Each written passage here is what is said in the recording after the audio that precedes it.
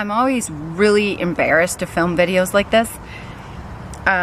For the past 2 weeks, I've had really bad anxiety. And before, when we were heavy, I used to eat my anxiety away instead of dealing with it.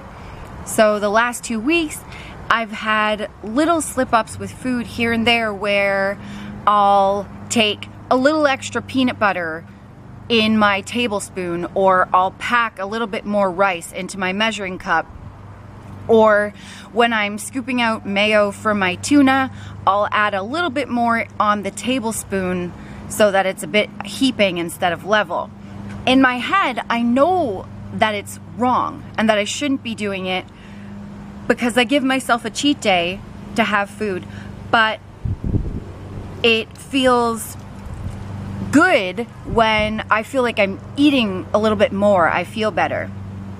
So even though those might not seem big to some people, to me they're huge, because those are little things where I know in my head that I don't need to be doing it, and that I give myself a cheat day, and that if I want to stay lean and build muscle and look better, I need to level off all of my tablespoons and things.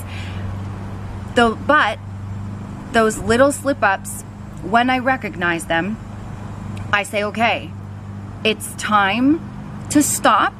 I'm done being a baby, and I can handle my anxiety like a big girl, and I can level off my tablespoons, and I can come on camera and admit that I do sometimes have slip-ups like a normal human being. Losing weight, it's not just a physical thing. It's here and it's here. Fight through it. You can do it. Don't give up.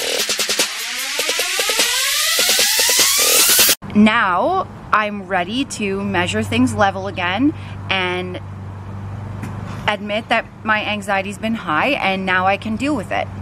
Yesterday at the gym, I started telling myself in my head that you're never going to be able to lift this weight. It's way too heavy for you. You are a weak person. And I fought my head and I said, guess what? Just because of that, I'm going to add 5 pounds and do an extra 10 reps. And I did. And then I started remembering who I was, and that I'm better than that, and I'm stronger than that, and that I deserve more than to use food to help with my emotions. I can handle that stuff, and I can get it out in the gym. And I did. And I looked around me and I saw people working hard, mostly my husband, and that made me want to push harder. So I did. And then in turn, I pushed him to work harder, and we just kept going like that. Then I looked around the gym and I saw people who were sitting there having a conversation on 3 different machines. A powwow, we called it. For that, I punished them, but my punishing them was doing it on myself. So I added weight and I did more reps while staring at them, having a conversation, taking up half the gym's machines. And I'm back. And not just like a 30-second conversation. Like, no. We're pretty easygoing people. This was like 25 minutes of people just sitting there on their cell phones having a kumbaya picnic talk party at the gym. Kumbaya picnic talk. We did 4 sets each, so that's 8 sets on one machine, and they were there before us and they were there after us. So that gives you an idea of how long it was. So if you see powwowers in the gym, tell them, let's go, boys. And you use that energy for your own workout, and you sweat a little more and do a couple more reps in honor of them, and then when you walk by them, you say, hey, thanks for sponsoring that set. You can do this. Hold your head high and know that you used it all. So I wanted to make this video to tell you, we are human. We sometimes add a little more peanut butter. I went through a phase like that in the beginning of our diet where I was solely focused, well, I wasn't adding food to every meal. It was just the peanut butter scoops. I would have my tablespoon of peanut butter. Basically, it got bigger and bigger and bigger every single day until it was about 3 or 4 tablespoons of peanut butter. And then I said, whoa, I gotta stop this. And mine is just A little bit. But with our bodies, a little bit, it's a lot. And it adds up. Our mindsets too. We're pretty much all or nothing type people, so we know when stuff's creeping in that shouldn't be. You have to stop it right away. You have to be the boss, because at the end of the day, you're the only one who makes or breaks yourself. You're the only one who can stop yourself and say, hey, let's not eat that extra peanut butter because you have a cheat day coming up, or because you're gonna do whatever it is that you do to help yourself stay on track.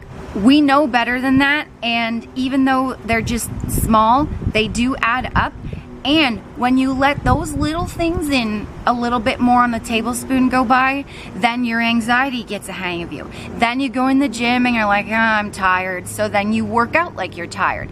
And it just keeps building up and building up. And like Nicole said, stop it. Like Nicole said, you do have to be the boss, and you have to be the strict boss, and you have to crack the whip sometimes, because your peers, coworkers, friends, family, husband, wife, although they may care about you, they might not think it's a big deal to take an extra scoop of peanut butter is not going to hurt you. Yes, it will. It will. You know your brain, and you're the one that has to advocate for yourself.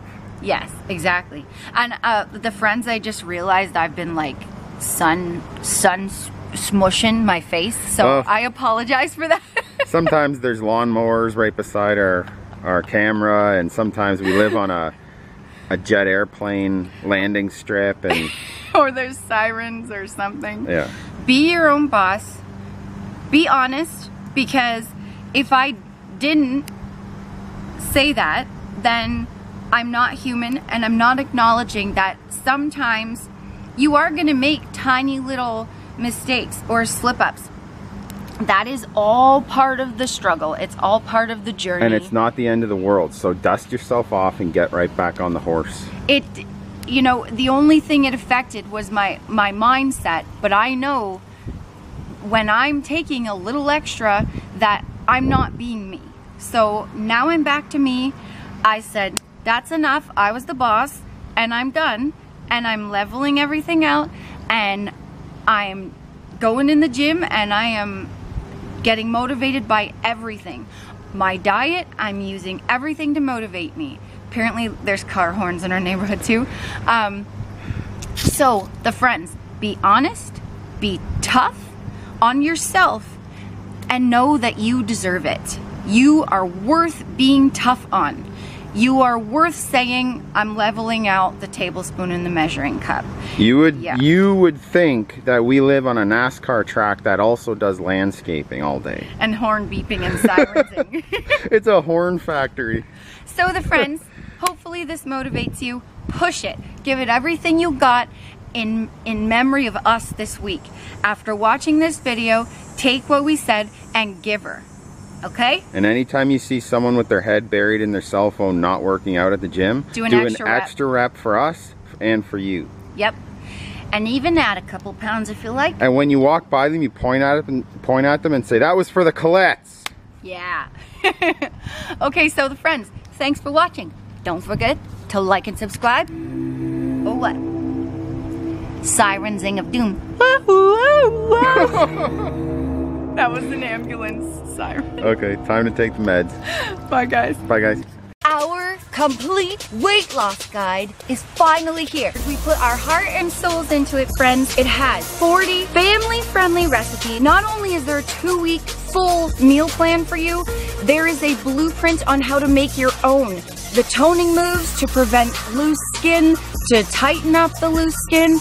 It's all in there. Everything you will ever need to know, you ever wanted to know about how we lost weight, it is there.